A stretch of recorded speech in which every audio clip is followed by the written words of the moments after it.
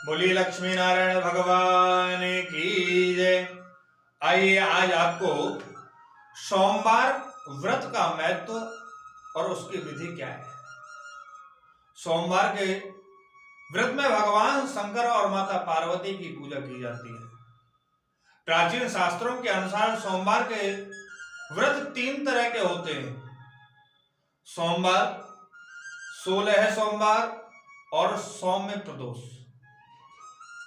सोमवार व्रत की विधि सभी व्रतों में समान है। शिव पूजा के बाद सोमवार व्रत की कथा सुनने आवश्यक है। सोमवार व्रत सूर्योदय से प्रारंभ कर तीसरे पहर तक किया जाता है। व्रत में फलाहार व किसी तरह के भोजन का विशेष नियम नहीं है, लेकिन व्रत करने वाले को दिन में सुबह या शाम को केवल एक बार ही भोजन करना चाहिए। सौम्य प्रदोष में क्या है? सौम्य प्रदोष 16 सोमवार और सोमवार तीनों में अलग अलग कथाएं हैं। आपको अलग अलग कथाएं श्रवण कराएंगे।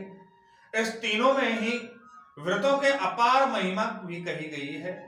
सोमवार का नियमित रूप से व्रत करने वाले पर भगवान शिव और पार्वती की अनुकंपा बनी रहती है, कृपा बनी रहती है। उनका जीवन धन धान से भर जाता है। किसी भी प्रकार का अनिष्ट क्यों न हो, भगवान शिव उस सभी को हरण कर लेते हैं और अपने भक्तों के कष्टों को दूर कर देते हैं। आइए आपको सोमवार व्रत की कथा श्रवण कराते हैं। अमरपुर नगर में एक धनी व्यापारी रहता था। दूर दूर के नगर में उसका व्यापार फैला हुआ था। उस धनी व्यापारी के घर में सभी तरह से सुख सुविधाएं थी। नगर में उस व्यापारी का सभी प्रकार का सम्मान था, मान सम्मान था। इतना सब कुछ होने पर भी वह व्यापारी अंतर मन से बहुत दुखी था। दिन रात उसे एक ही चिंता सताती रहती थी। उसकी मृत्यु के बाद उसके इतने बड़े व्यापार को, धन संपत्ति को कौन संभालेगा? उस व्यापारी के कोई पुत्र नहीं था। पुत्र पाने की इच्छा से वह व्यापारी प्रतिदिन सोमवार को भगवान शिव का पूजन व व्रत किया करता था। सायंकाल को व्यापारी शिव मंदिर में जाकर के शिव जी के सामने घी का दीपक जलाया करता था। उस व्यापारी की भक्ति देखकर एक दिन पार्वती जी ने भगवान शिव से कहा, हे प्राणनाथ, यह व्यापारी आपका सच्चा भक्त है। कितने दिनों से यह सोमवार का व्रत और पूजा नियमित कर रहा है। भगवान आप इस व्यापारी की मनोकामनाएं अवश्य पूर्ण करें। भगवान शिव ने मुस्कुराते हुए कहा, हे पार्वती, इस संसार में सबको उसके कर्म के अनुसार फल की प्राप्ति होती है। यदि कोई नीम का वृक्ष लगाता है तो उसे कड़वी निबोड़ी ही मिलती है। अतः प्राणी जैसा कर्म करते हैं उन्हें वैसा ही फल प्राप्त होता है। शिव के उत्तर से पार्वती नहीं मानी। उन्होंने आग्रह करते हुए कहा, नहीं प्राणनाथ, आपको इस व्यापारी की इच्छा पूरी करनी होगी। यह आपका अनन्य भक्त है। प्रति सोमवार को आपका विधिवत व्रत रखता है और पूजा अर्चना के बाद आपको भोग भी लगाता है। एक समय भोजन ग्रहण करता है। आपको ऐसे पुत्र प्राप्ति का वरदान देना ही होगा। पार्वती का इतना आग्रह देखकर भगवान शिव ने कहा, तुम्हारे आग्रह करने पर मैं इस व्यापारी को पुत्र की प्राप्ति का वरदान देता हूं, लेकिन इसका पुत्र 16 वर्ष के अधिक जीवित नहीं रहेगा। भगवान शिव ने स्वप्न में उस व्यापारी को दर्शन देकर कहा, पुत्र प्राप्ति का वरदान दिया और उसके पुत्र के 16 वर्ष तक जीवित रहने की बात भी बतलाई। भगवान के वरदान से व्यापारी को बड़ी खुशी भी हुई, लेकिन पुत्र की अल्प आयु की चिंता से उसे सुखी की जगह पर दुख भी होने लगा। उसकी जो खुशी थी वह नष्ट हो गई जब उसने यह बात सुनी कि 16 वर्ष तक मेरा बेटा रहेगा। व्यापारी पहले की तरह सोमवार का विधिवत व्रत करता रहा। कुछ महीने बीत जाने पर व्यापारी की पत्नी भी ने गर्भवती धारण किया। 9 महीने पश्चात उसके घर में अति सुंदर पुत्र उत्पन्न हुआ। पुत्र जन्म से ही व्यापारी के घर में खुशियां भर गई। बहुत धूमधाम से पुत्र का जन्म समारोह मनाया, लेकिन व्यापारी को पुत्र जन्म की अधिक खुशी नहीं हुई, क्योंकि उसे पुत्र की अल्प आयु की रहस्य पता था। व्यापारी ने पुत्र की अल्प आयु का रहस्य घर में किसी को नहीं बताया। विद्वान ब्राह्मणों से उस पुत्र का नाम अमर रखा गया। जब उस व्यापारी का पुत्र अमर 12 वर्ष का हुआ तो उसने शिक्षा के लिए उसे वाराणसी भेजने का निश्चय किया। व्यापारी ने अपने साले को बुलाकर कहा, दीपचंद अमर को वाराणसी छोड़ाओ, यह वहां रहकर शिक्षा प्राप्त करेगा।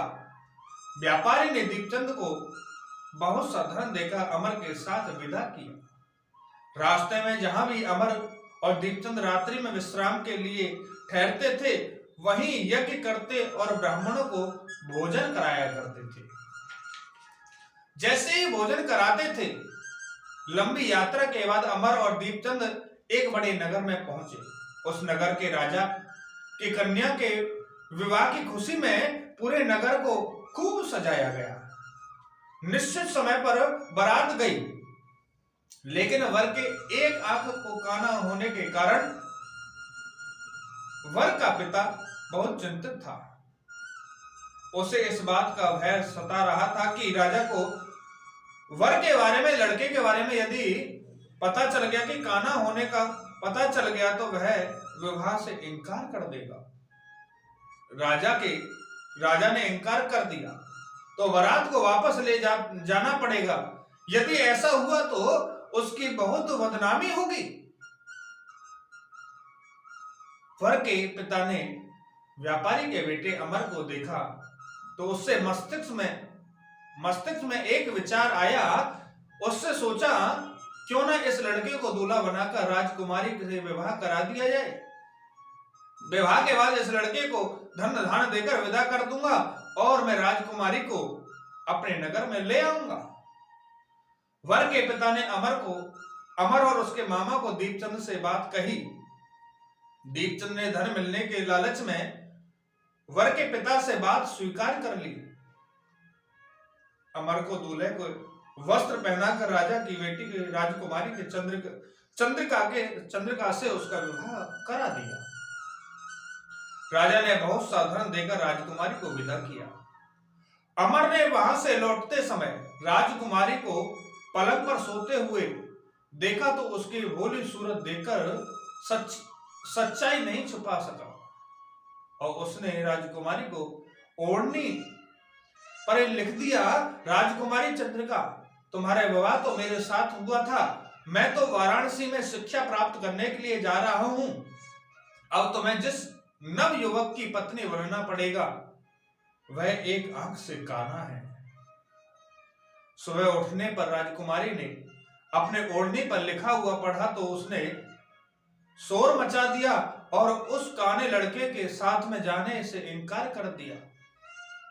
राजा ने सब बातें जानकर राजकुमारी को महल में रख लिया। उधर अमर अपने मामा दीपचंद के साथ वाराणसी पहुंच गया। अमर ने गुरुकुल में पढ़ना शुरू कर दिया। जब अमर की आयु 16 वर्ष पूरी हुई तो उसने एक यज्ञ किया। यज्ञ की समाप्ति पर ब्राह्मणों को भोजन कराया और खूब अन्न वस्त्र दान दिया।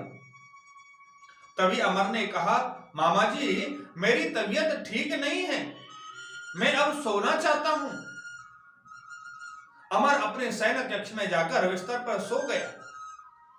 शिव के वरदान के अनुसार सोते सोते अमर के प्राण पखेरु उड़ गए और जैसे ही उड़ गए, सूर्योदय होने पर मामा ने अमर को जगाया तो उसे मृत देखकर रोने पीटने लगा।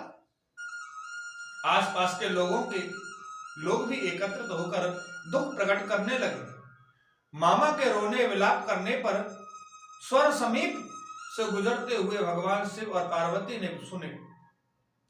पार्वती ने भगवान से कहा, प्राणनाथ, मुझसे यह रोने के स्वर सहन नहीं हो रहे, आप इस व्यक्ति को कष्ट अवश्य दूर करें। भगवान शिव ने पार्वती के साथ अदृश्य रूप में समीप जाकर अमरस को देखा तो पार्वती से बोले, पार्वती, यह तो उसी व्यापारी का पुत्र है। मैंने इसे 16 वर्ष की आयु का वरदान दिया था। इसकी आयु पूरी हो गई तो इसको प्राण पखेरु उड़ गए। पार्वती ने शिव से निवेदन किया, हे प्राणनाथ, आप इस लड़के को जीवित कर दें, नहीं तो इसके माता पिता पुत्र की मृत्यु के कारण रो रो कर अपने प्राण को त्याग कर देंगे। इस लड़के का पिता तो आपका परम भक्त है, वर्षों से सोमवार का व्रत करते हुए आपको भूख लगा रहा है। पार्वती की आग्रह करने पर भगवान शिव ने उस लड़के को जीवित होने का वरदान दिया और कुछ ही पल में वह जीवित होकर बैठ गया। सारा वातावरण खुशियों से भर गया। शिक्षा का समापन करके अमर अपने मामा दीपचंद के साथ अपने नगर की ओर चल दिया। दोनों चलते हुए उसी नगर में पहुंच गए जहां अमर का विवाह हुआ था। उस नगर में ही अमर के यज्ञ का आयोजन किया।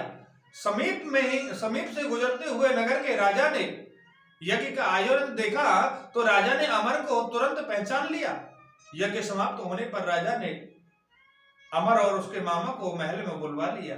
कुछ दिनों उन्होंने महल में रखकर बहुत सा धन देकर, वस्त्र देकर राजकुमारी के साथ विदा किया। रास्ते में सुरक्षा के लिए राजा ने बहुत से सैनिकों को भेजा। दीपचंद ने नगर में अपने पहुंचते ही एक दूत को घर भेजकर अपने आगमन की सूचना भेजी। अपने बेटे अमर की जीवित वापस लौटने की सूचना से व्यापारी बहुत प्रसन्न हुआ। व्यापारी ने अपनी पत्नी के साथ अपने को एक कमरे में बंद कर रखा था। भूखे प्यासे रहकर व्यापारी और उसकी पत्नी बेटे की प्रतीक्षा कर रहे थे। उन्होंने प्रतिज्ञा कर रखी थी, यदि उन्हें अपने बेटे की मृत्यु का समाचार मिला तो दोनों अपने प्राण त्याग देंगे। व्यापारी अपनी पत्नी के साथ में और मित्रों के साथ में नगर के द्वार पर पहुंचा। अपने बेटे के विवाह का समाचार सुनकर पुत्र वधू राजकुमारी चंद्रिका को देखकर व्यापारी की खुशी का ठिकाना नहीं रहा। उसने अमर को छाती से लगाकर बहुत सा प्यार दिया। उसी रात भगवान शिव ने स्वप्न में आकर कहा, हे श्रेष्ठ, मैंने तेरे सोमवार के व्रत के करने के व्रत कथा सुनने से प्रसन्न होकर तेरे पुत्र को लंबी आयु प्रदान की है। व्यापारी बहुत प्रसन्न हुआ।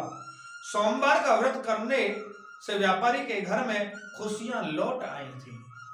शास्त्रों में लिखा है कि जो स्त्री पुरुष सोमवार का विधिवत व्रत करते हैं या कथा को सुनते हैं, व्रत की कथा को सुनते हैं, उनकी सारी इच्छाएं अवश्य पूरी हो जाती।